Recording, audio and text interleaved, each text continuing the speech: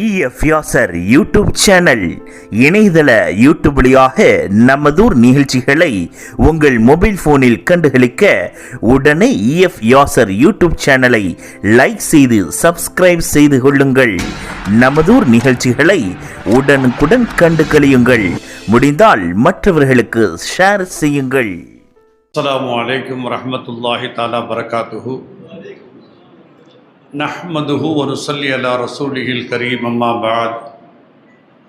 قال الله تعالى في محكم تنزيله والفرقان الحميد. أعوذ بالله السميع العليم من الشيطان الرجيم. بسم الله الرحمن الرحيم.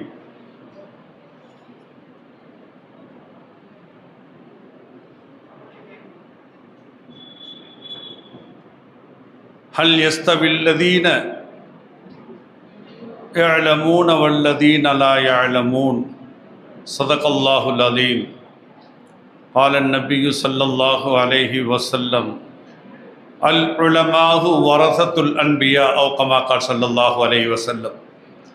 سبحانك لا علم لنا إلا ما علمتنا إنك أنت العليم الحكيم.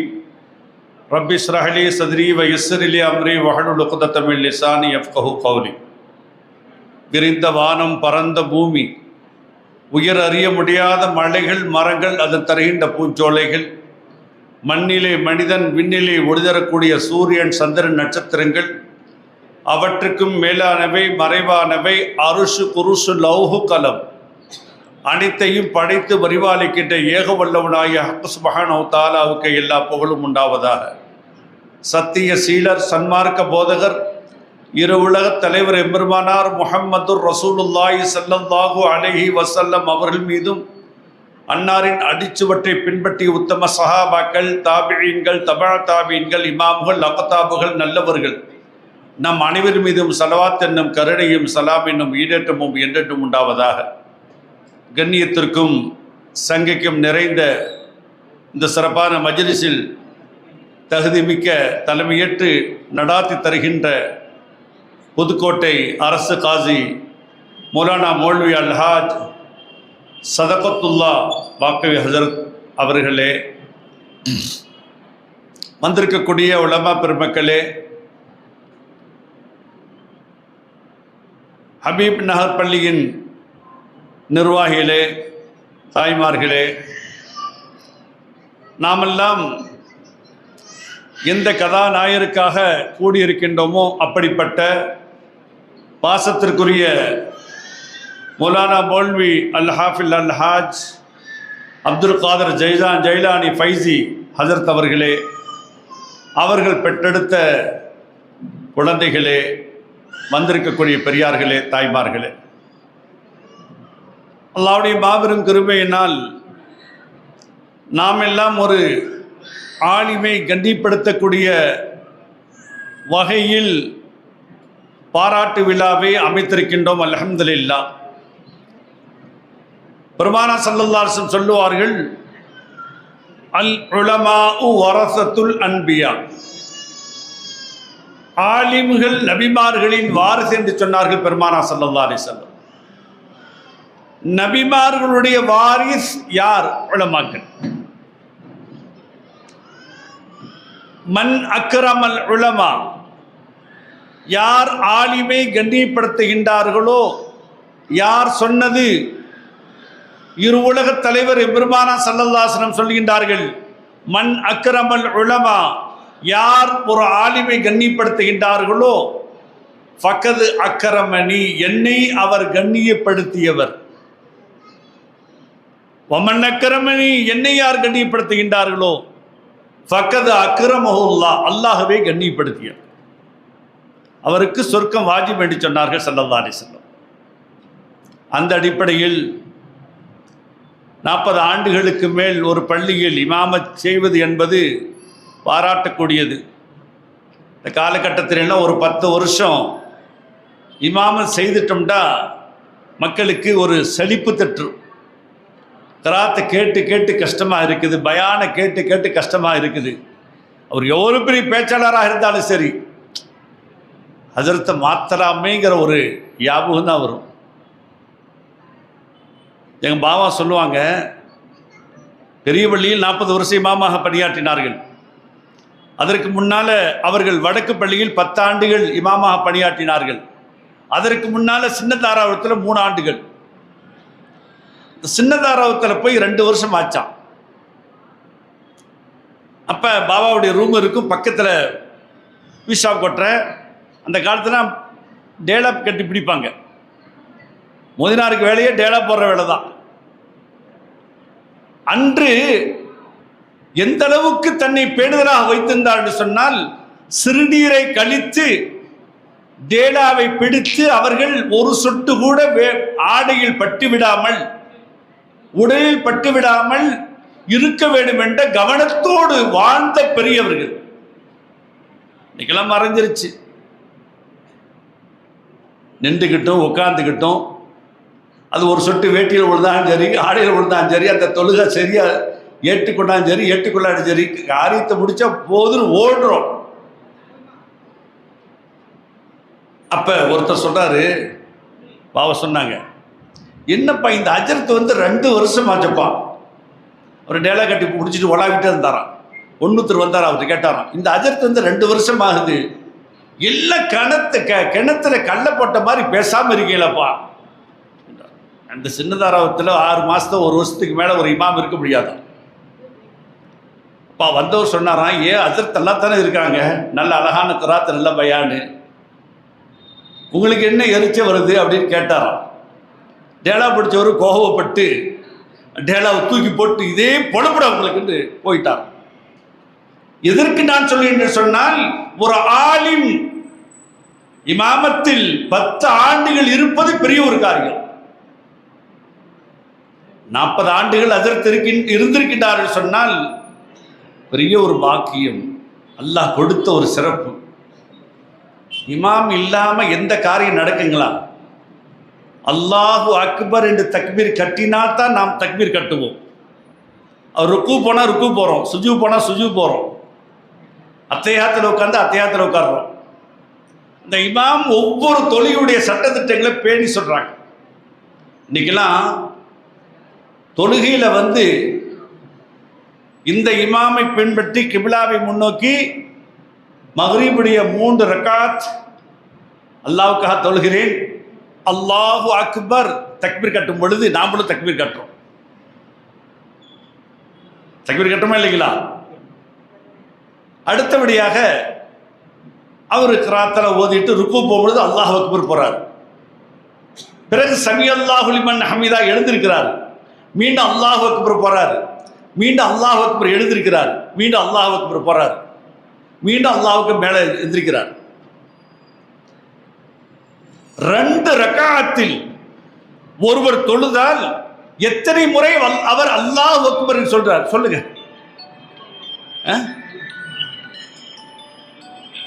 எத்தனை ரக்காத் சொல்லுவாரு? எத்தனை தடவை சொல்லுவாரு?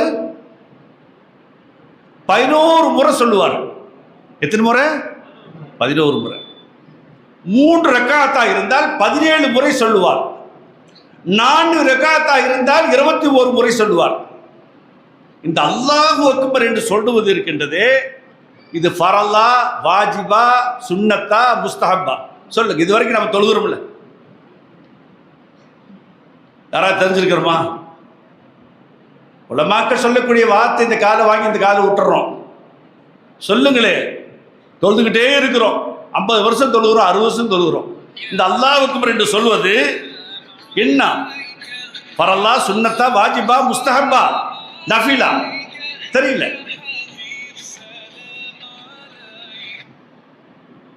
அல்லாஹு அக்பர் என்று சொல்வது வாஜிபு.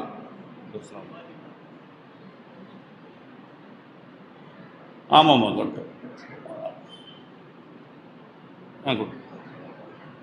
சரி சரி சரி. அல்லாஹு அக்பர் என்று சொல்வது வாஜிபு.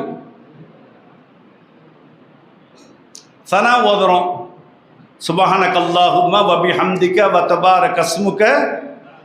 சொல்லுங்களே, வதஆலா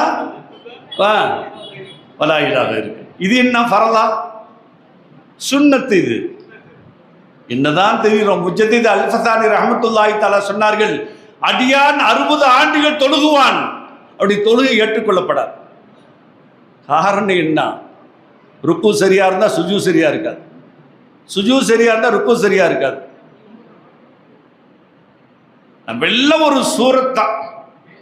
தாடி வச்சிருக்கிறோம், நல்லா வெள்ளாடை அணிஞ்சிருக்கிறோம், கரெக்டாக போயிடுறோம், பள்ளிக்கு போயிடுறோம், ஒது செய்கிறோம், தொழுகிறோம்.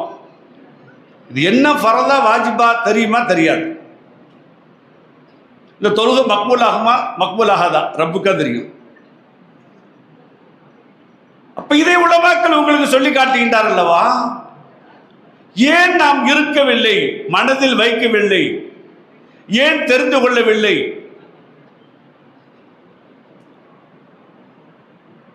தொழுகிறோம், தெரிந்து அறிந்து தொழுகுவதுதான் தொழுகை. தெரியாம தொழுதோம்னா எத்தனை வருஷம் தொழுதாலும் அது ஏற்றுக்கொள்ளப்படாது. ஆனால் இமாமுகள் உங்களுக்கு ஒவ்வொரு நேரமும் பயானும் திக்ரும் தொழுகை இருந்தார் எச்சரிக்கை மூட்டுவது எல்லாம் செஞ்சுக்கிட்டே இருக்கிறாங்க. அப்படிப்பட்ட ஆலிம்கள் நீண்ட நாட்கள் ஒரு பள்ளியில் இருப்பது பெரிய காரியம். அல்லாஹ் கொடுத்த ஒரு பாக்கிய ஹசரத் அவங்களுக்கு. நான் கிழக்குப்பள்ளியில் இருக்கு இமாமாக பணியாற்றுகின்ற பொழுது 16 ஆண்டுகள் பணியாற்றினேன். ஹசரத் அவர்கள் அப்பொழுது மௌல்வி பட்டத்தை பெற்று நம்முடைய பஸ் ஸ்டாண்ட் பள்ளியில் ஹிஃபுலை மரணம் விட்டு கொண்டிருந்தார்கள். ஹாஃபில் குரான் அவங்க. அதற்கு பின்னால் தான் நம்முடைய ஹபீப்னர் பள்ளிக்கு வந்து இமாமாக சேர்ந்தவர்கள். அல்லாஹ் இதுவரைக்கும் இமாமாக ஹிதமத் செய்யக்கூடிய பாக்கியத்தை அல்லாஹ் கொடுத்தான். அல்லாஹ் அவர்களுக்கு ஆரோக்கியத்தையும் நீண்ட ஆயுளையும் இதுவரைக்கும் வைத்திருந்தார்களே அந்த நிர்வாகிகளுக்கும் அல்லாஹ் நீண்ட ஆயுளையும் ஆரோக்கியத்தை அல்லாஹ் தந்தல்வானாக. கண்ணியத்திற்குரிய உலமாக்கள் என்று சொன்னால் ஆலிம்கள், அவர்களை நாம் கண்ணியப்படுத்தணும், ஏளனமாக நினைக்கக்கூடாது. பிச்சைக்காரர்கள் உலமாக்கள், உங்களை விட செல்வந்தர்கள், அல்லாஹ் பெரும் பணக்காரராக அல்லாஹ் வைத்திருக்கிறான். ஆலிம்கள் சொல்லக்கூடிய ஒவ்வொரு வார்த்தையும் அல்லாஹ் ரசூலுடைய வார்த்தை. நிக்காஹ்ல 10 லட்சம் செலவழிச்சு நிக்கா முடிக்கிறோம், 20 லட்சம் செலவழிச்சு நிக்கா முடிக்கிறோம். அந்த இமாம் வராட்டி அந்த நிக்கா கொடுமா? அந்த இமாம் சொல்லி தரணும். இன்னாருடைய மகள் இன்னாரை இந்த மகருக்கு நான் வக்கீலாக இருந்து நிக்கா செய்து கொடுத்தேன், கபூல் செய்தீர்களா என்று அந்த மாப்பிள்ளைகிட்ட கேட்கணும், இமாம் சொல்லிக் கொடுக்கணும். அந்த இமாம் இல்லைண்டா நிக்கா கூடுமா? 20 லட்சம் செலவழிச்சு பிரயோஜனம் இருக்குதா? அப்ப இமாம் என்பவர்கள் ஒவ்வொரு நேரம் உங்களை கண்காணித்துக் கொண்டே இருக்கின்றார்கள். உங்களுடைய ஒவ்வொரு இபாதத்துகள், உங்களுடைய நடத்தைகள், உங்களுடைய ஒவ்வொரு செயல்களையும் பார்த்து கொண்டே இருக்கின்றார்கள். அந்த ஆலிம்களை நாம் கண்ணியப்படுத்த வேண்டும். உலமாக்கள் வரசத்துல் அன்பியா, நபிமாருடைய வாரிஸ் அவர்கள். நம்முடைய ஊரில் அப்துல் ஹை நகாதி ஹசரத் அவர்கள் 30 ஆண்டுகள் கிழக்குப்பள்ளி இமாமா பணியாற்றினார்கள். அஹமதுல்லா ஹசரத் அவர்கள் 30 ஆண்டுகள் பணியாற்றினார்கள் சின்ன பள்ளியில்.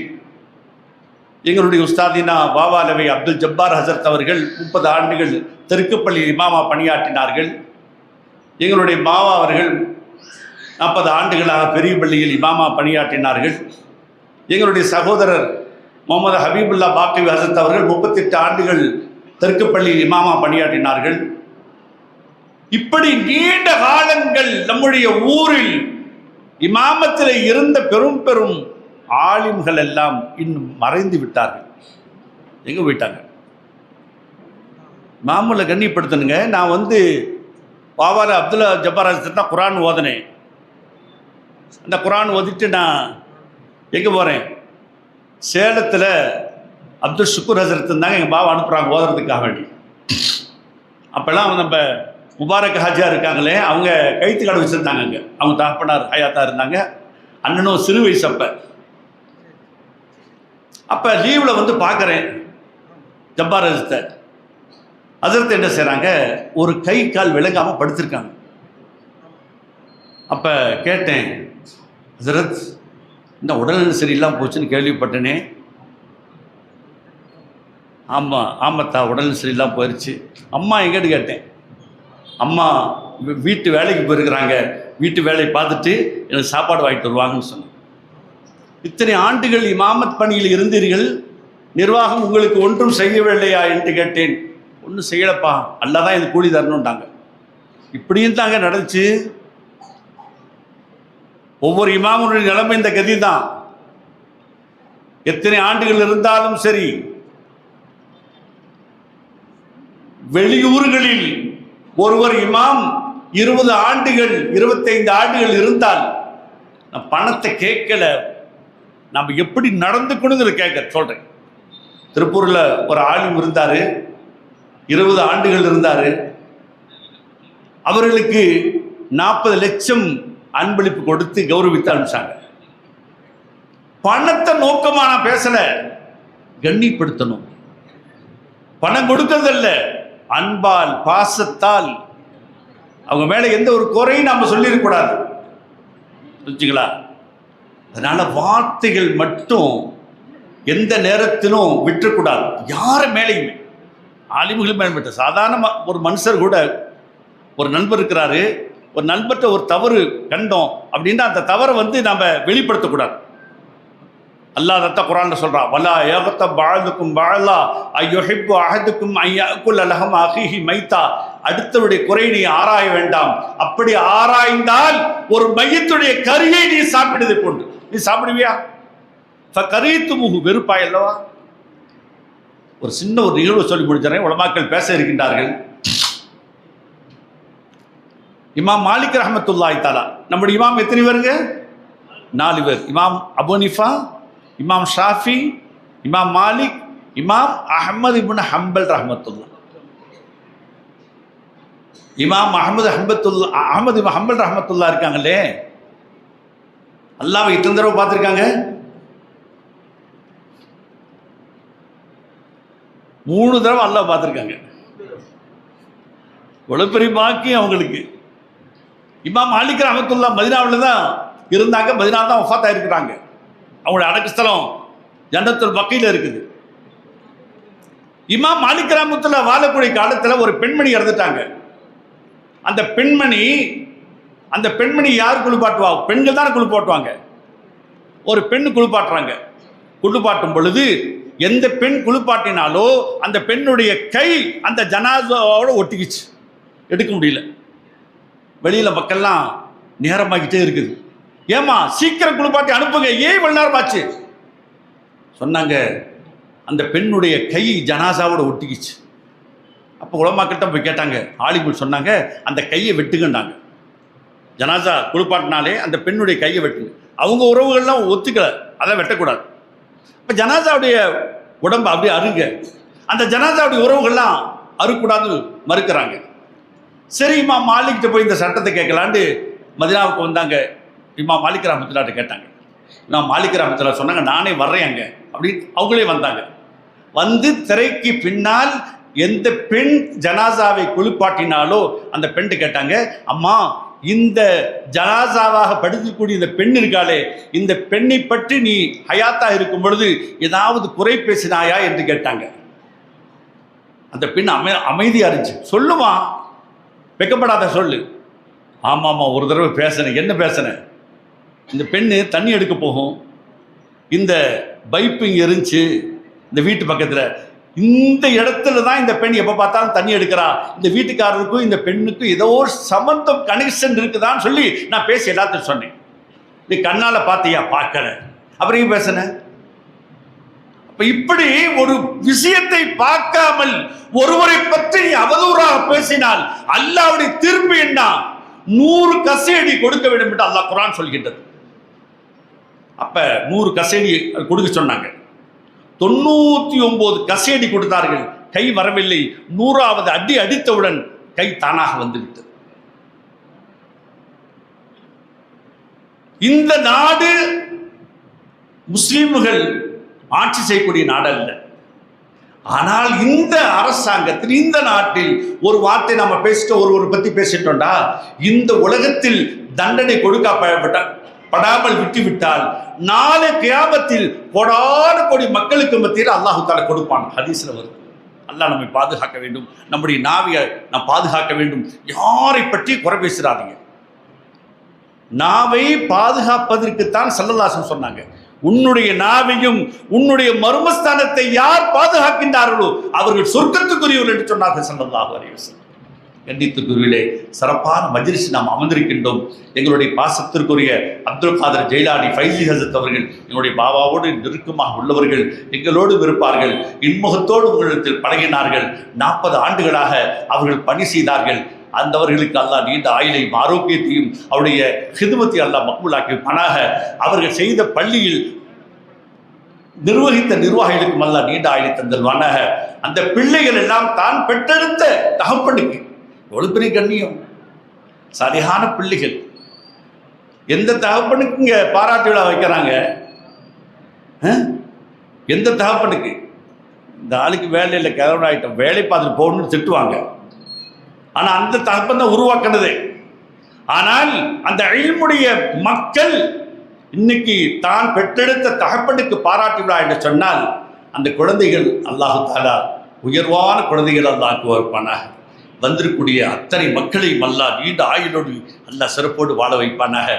எப்படி ஸல்லல்லாஹு அலைஹி வஸல்லம் சொன்னார்களோ, யார் ஆலிமை கண்ணிப்படுத்துகின்றார்களோ, என்னை கண்ணிப்படுத்தியது போன்று என்னை யார் கண்ணிப்படுத்தியார்களோ அல்லாஹ்வை கண்ணிப்படுத்தியதை போன்று அல்லாஹ்வை யார் கண்ணிப்படுத்துகின்றாரோ ஃபகத் தஹல் ஜன்னா என்று சொன்னார்களே, அந்த வாக்குக்கு பாத்திப்பட்டவர்களாக அல்லாஹ் உங்களையும் என்னையும் ஆக்கி அருள்வானாக. வாய்ப்பளித்த ரிப்புக்கும் வாய்ப்பளித்த இந்த ஹஜரத்துடைய குடும்பத்தார்களுக்கும் நன்றியை சொல்லி என் உரையை முடிக்கின்றேன். வாஹித் அவானா அல்ஹம்துலில்லாஹி ரப்பில் ஆலமீன். அஸ்ஸலாமு அலைக்கும் வரஹ்மத்துல்லாஹி தஆலா வபரகாத்துஹு.